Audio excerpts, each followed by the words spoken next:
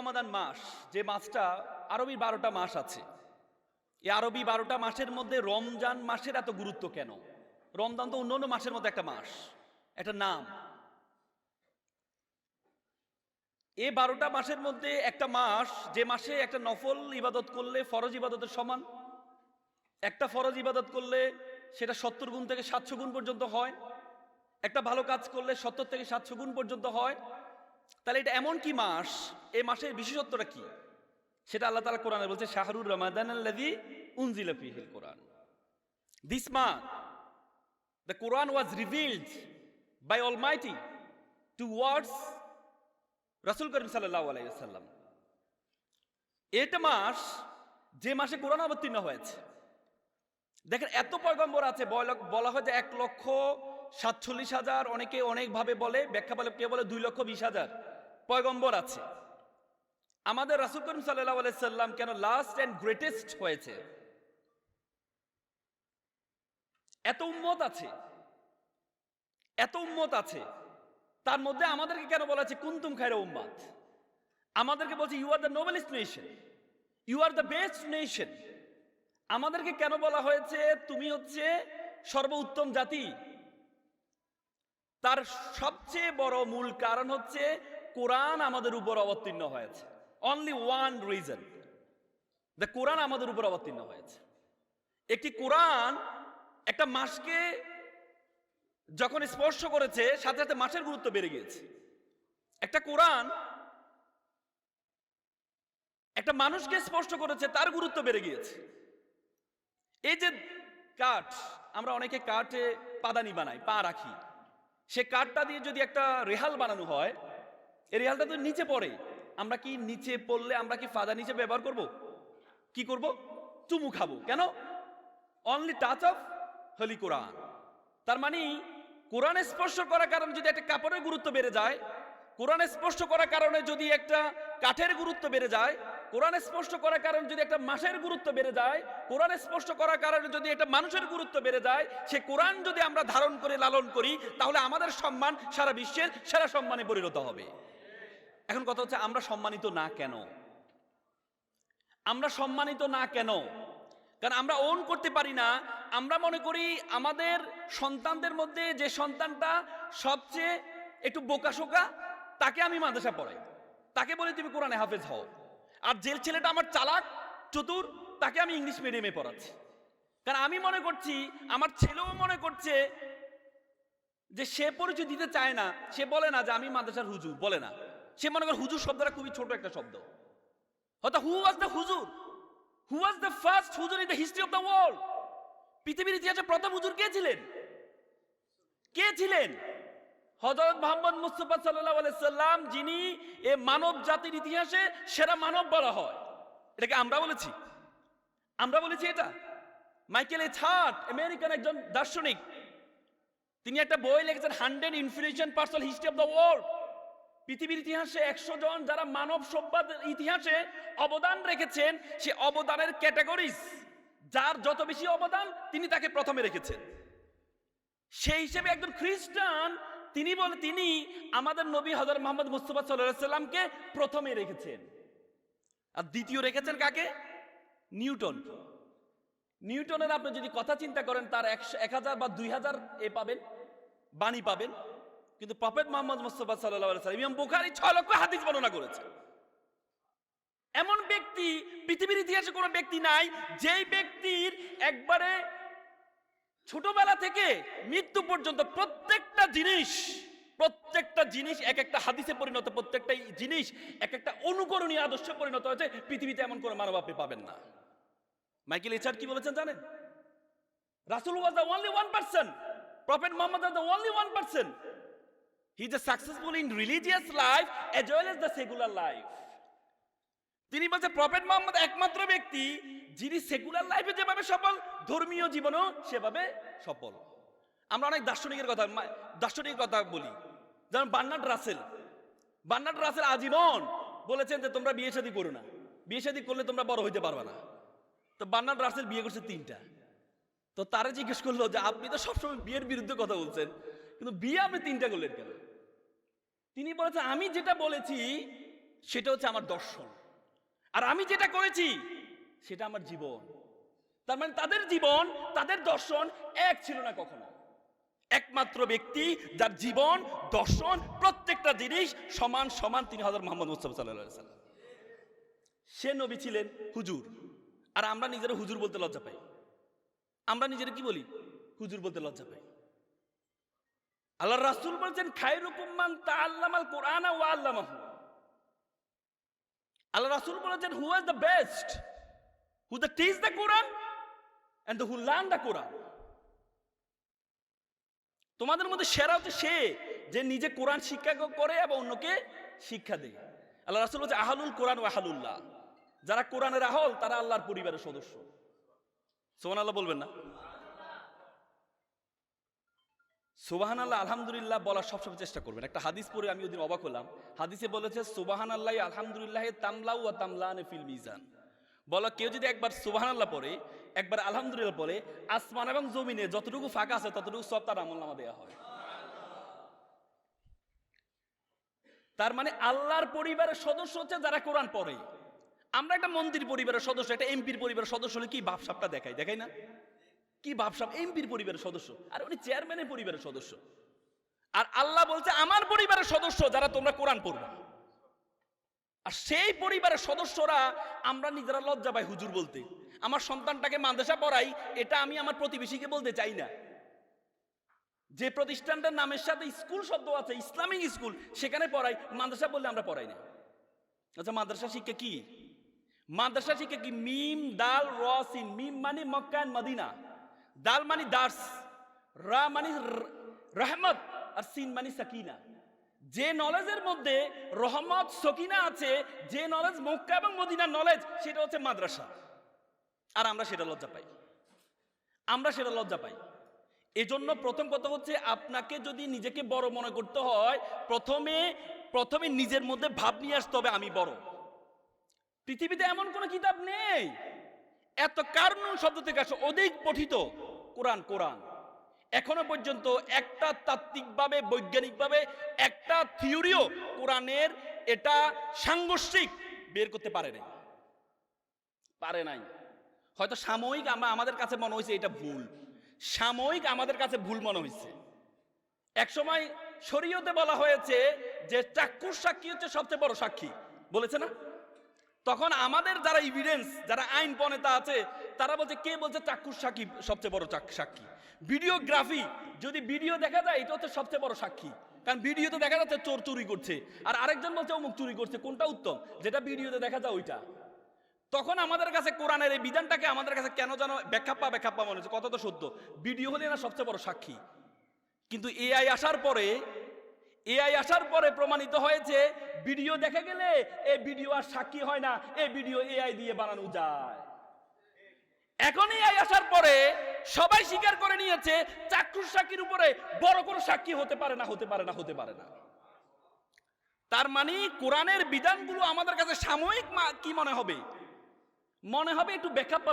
1500 বছর আগের কোরআন। কত বছর আগে? 1500 বছর আগের কোরআন এখন কি খাপ খাবে? আমাদের কাছে অনেক সময় মনে হয় কিন্তু কোরআনের প্রত্যেকটা বিধান, ছোটবেলা আমরা ভাবতাম আমাদেরকে আল্লাহ তাআলা বলছে যে তোমাদেরকে আমি ভালো আমলনামা তোমাদের ডান হাতে দিব, আর পুরো জীবনের খারাপ আমলনামা কোথায় দিব? বা আমরা বলি, কি রে ভাই, 70, 75, 80 বছরের আমলনামা এক হাতে কিভাবে দিবে? আমি ছোটবেলা আমরা ভাবতাম এটা তো মনে হচ্ছে এটা বেখাপ্পা বলতাম না আমরা। কিন্তু যখন মেমোরি কার্ড আসছে, তখন আমরা দেখতে পেলাম একটা ছোট্ট মেমোরি কার্ডের মধ্যে শত শত ঘন্টা রাখা যায়। তখন কি আর আমাদের কাছে যে আগে যেটা ধারণা করেছিলাম এটা কি বেখাপ্পা মনে হয়েছিল? আল্লাহ বলেছে, সর্বনিম্ন জান্নাত আমি যেটা দিব সেটা 10টা পৃথিবীর সমান। তা আমরা ভাবতাম যে 10টা পৃথিবী, তা আল্লাহর কাছে কত পৃথিবী আছে? বলতাম কিনা? কিন্তু এখন আধুনিক বিজ্ঞান প্রমাণিত করেছে কত লক্ষ লক্ষ কোটি পৃথিবী আছে। আমাদের পৃথিবীর আয়তন কত বলুন তো? 52,000 বর্গ কিলোমিটার। এই 52,000 বর্গ কিলোমিটার পৃথিবীটাকে যদি আমরা যে সূর্যটা দেখতে পাই, সূর্যের মধ্যে যদি ঢুকিয়ে দেওয়া হয়, তাহলে 13 লক্ষ পৃথিবী ঢুকিয়ে দেওয়া সম্ভব। কত লক্ষ? 13 লক্ষ। সূর্য একটা কি গ্রহ? বলে যে এমন একটা গ্রহ আছে, এটাকে বলে জুয়েস ব্যাটল। সে গ্রহটার মধ্যে যদি সূর্যকে ঢুকিয়ে দেওয়া হয় 33 কোটি সূর্য ঢুকিয়ে দেওয়া সম্ভব। সুবহানাল্লাহ বলবেন না? তার মানে কত কোটি বিলিয়ন বিলিয়ন পৃথিবী আল্লাহর কাছে আছে। এটা কি আগে আমাদের কাছে ব্যাখ্যা মনে হয়েছিল না? এখন ব্যাখ্যা মনে হয় না।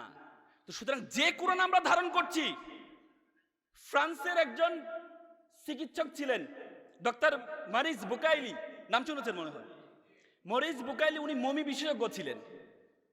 মমি বিশেষজ্ঞ ছিলেন। আপনারা জানেন 1880 সালে ফেরাউনের এটা পাওয়া গেছে, মমির লাশটা পাওয়া গিয়েছিল।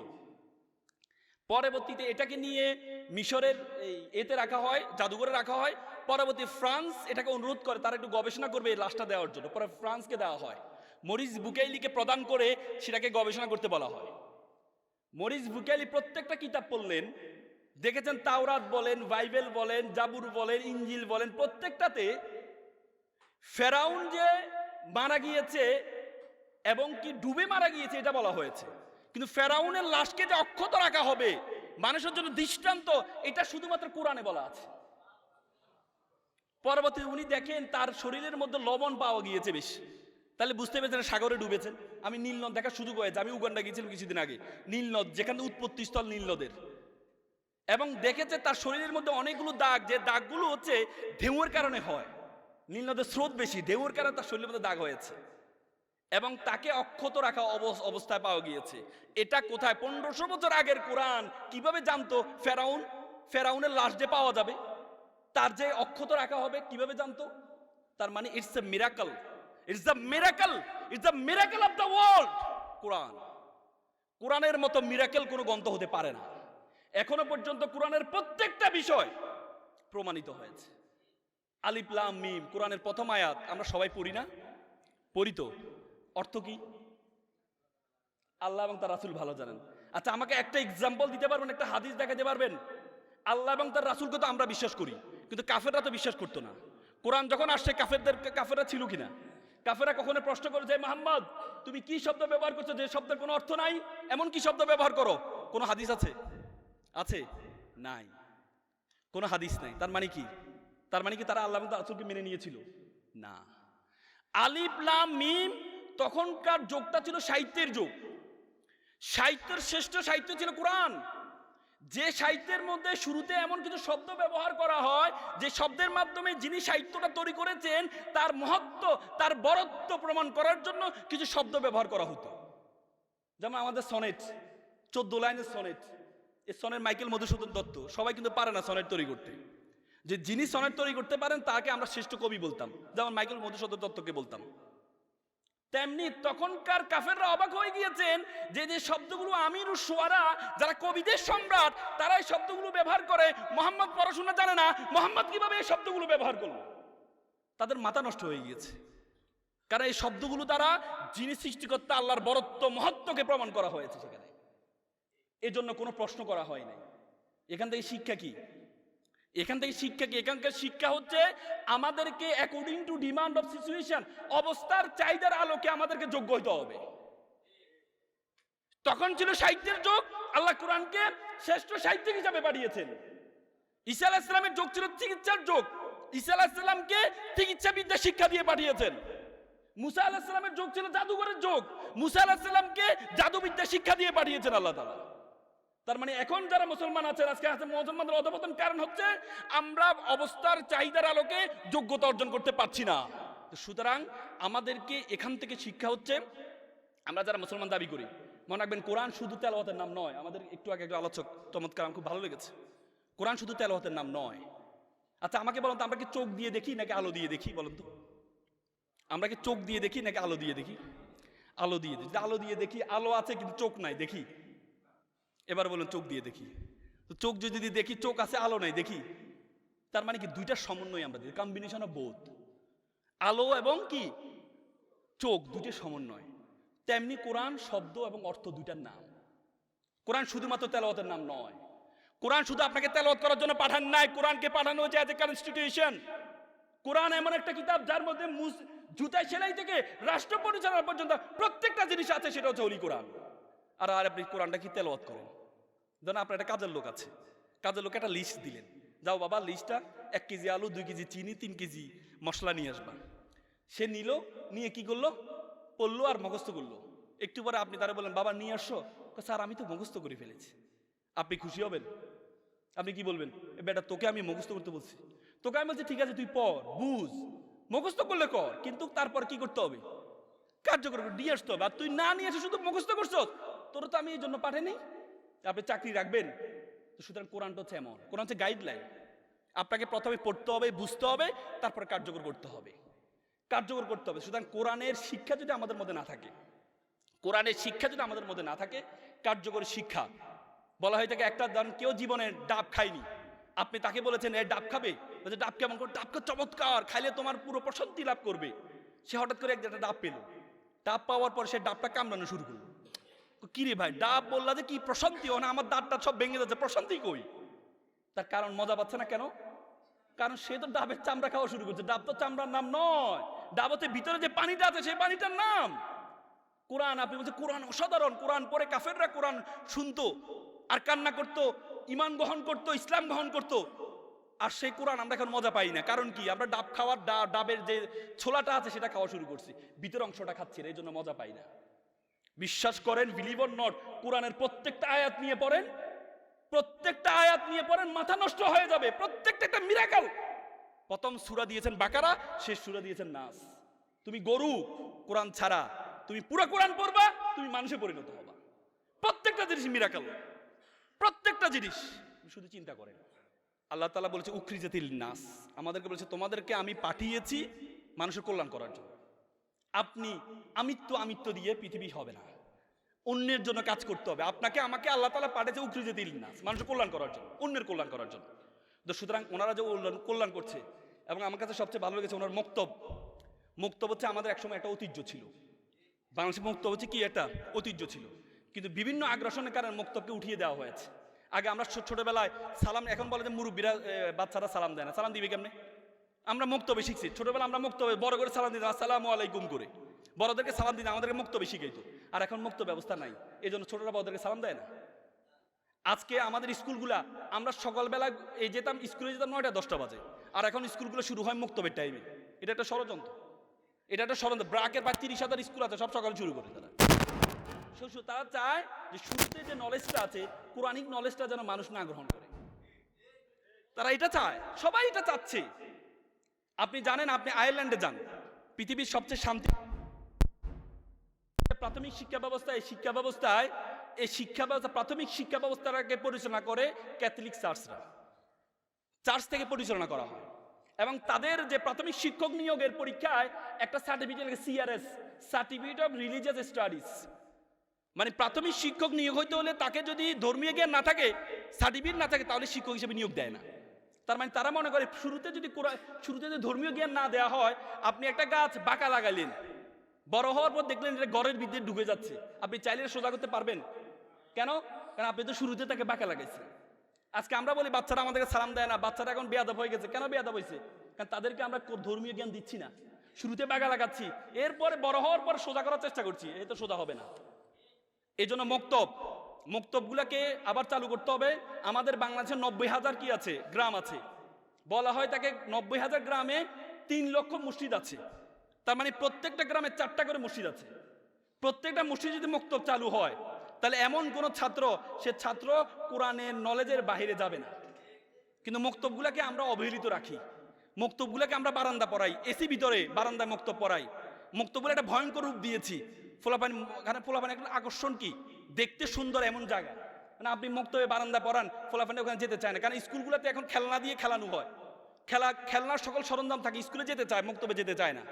এই জন্য মক্তবগুলাকে একটু সৌন্দর্যমণ্ডিত করতে হবে। মক্তবগুলাতে সুযোগ সুবিধা, মক্তব বারান্দা না, মক্তব মসজিদের ভিতরে এসির মধ্যে হবে, সেটা আপনারা চালু করেন। সৌন্দর্যমণ্ডিত খেলাধুলার সুযোগ রাখতে হবে। বলা হয় তাকে, আমরা এখন মসজিদে বাচ্চারা যখন যায়, কথা বলে বাচ্চাদেরকে বের করে দিই না। তুরস্কে মসজিদগুলোতে লেখা আছে, যদি আপনার মসজিদের পিছন থেকে বাচ্চাদের চিৎকার যদি শোনা না যায়, তাহলে মনে করতে হবে আপনার আগামী প্রজন্ম কি অন্ধকার অন্ধকার অন্ধকার। তো সুতরাং এই বাচ্চাদেরকে চাকচিক্যময় করার জন্য মক্তবগুলোকে সৌন্দর্যমণ্ডিত করতে হবে। আপনারা উদ্যোগ গ্রহণ করেন, আমরা আছি, ফান্ডে কোনো সমস্যা হবে না। আমি এর আগে আরেকটা প্রোগ্রামে বলেছি, আপনারা ফান্ডের মুক্তবে ফান্ড মুক্তবটাকে খেলাধুলার স্থলে ওদেরকে কোরআন হাদিস পড়ান। এটার জন্য ফান্ডে কোনো সমস্যা হবে না আল্লাহর রহমতে। ইসলামের কাজের জন্য ফান্ডে কখনো প্রবলেম হয়েছে? কখনো হবে না। আমরা আপনাদের সাথে আছি, আপনারা মুক্তব কার্যক্রম চালান এবং যে 3 লক্ষ মসজিদ আছে প্রত্যেকটা মসজিদে মুক্তব কার্যক্রম শুরু করেন। ইনশাআল্লাহ আগামীর বাংলাদেশ হবে কোরআনের বাংলাদেশ। সকলে ভালো থাকবেন, সুস্থ থাকবেন। আসসালামু আলাইকুম।